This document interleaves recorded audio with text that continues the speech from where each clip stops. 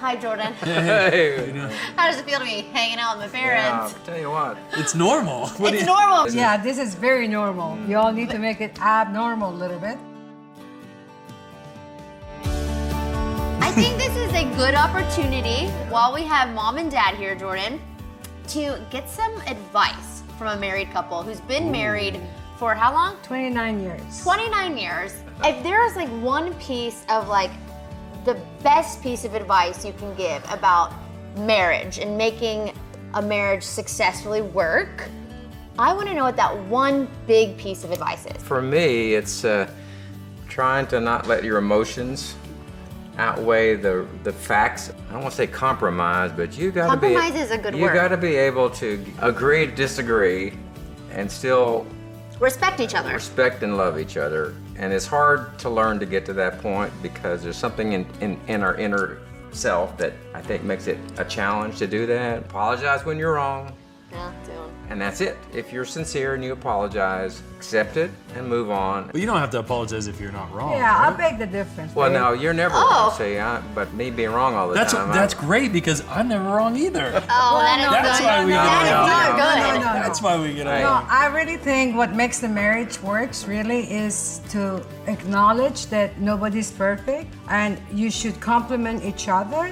Like Joe is lacking in some area and I'm lacking in some area, but yet I learn to compensate for my lackness of whatever, which I don't believe I am. But This is- you have to respect. I agree with you. Okay, and you will have ups and downs, and the poor Jackson is going to be the only witness to that. So I feel like I could give really good advice even though we haven't been married. It's so easy to give advice, but sometimes it's really hard to take Follow through with it? Follow through in the moment. But it's been I'm so easy to deal with. no, you're not. Wow. So go ahead. Thank you.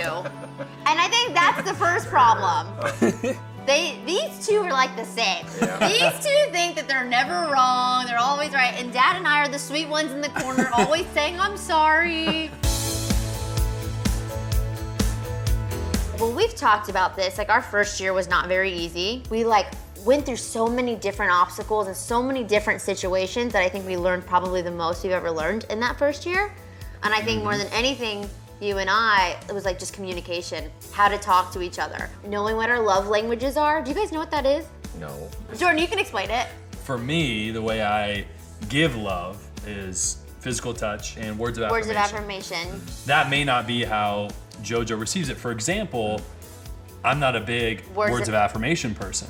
So when JoJo tells me like how good I am at something or so glad you did it, whatever, it kind of just, I don't receive it, even though it's she means well, it just doesn't mean the same as maybe an act of service. And so I'm thinking, oh, she's having a bad day and I'm giving her physical touch or rubbing her knee, or that means she doesn't receive it as much as maybe just telling her. And for That's a big me, mine is words of affirmation and acts of service. Like one time he went in my car, had no gas and it hadn't been washed in a while. Like one random day he took my car, went and had it detailed, filled up my tank and brought it home without me even telling me. That's cool. And like that was And a I've thing. been riding that day for a year and a half. But I've noticed something about you, JoJo. I think not the first year that you were with Jordan, but the second year, I've noticed you have become so much more mature and in tune. You are more responsible to your partner. Like you care about how you fold his underwear.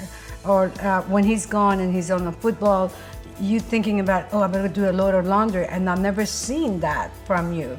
So I've sort of thinking I you're did do becoming that the a second woman. year. You did. Yeah. Acts of service. Yeah. Can I point something out That's real quick? understandable. So you did my laundry. You fold my underwear. I don't even know how it's the coolest thing ever. It like tucks into itself That's and how I holds a little folded your square. I can show you, Jordan. I don't know finally how to learned how to do it. Yeah. I literally unfolded Yeah. it trying to like figure out how it was done. No My idea. mom can fold my little thongs like that. And it's like a little mini taco. But mom steals some of my dance moves. Yeah. I do that dance move in the car, and Jordan's like, I don't know if your mom stole that from you or you stole that from your mom. We all both have the same move.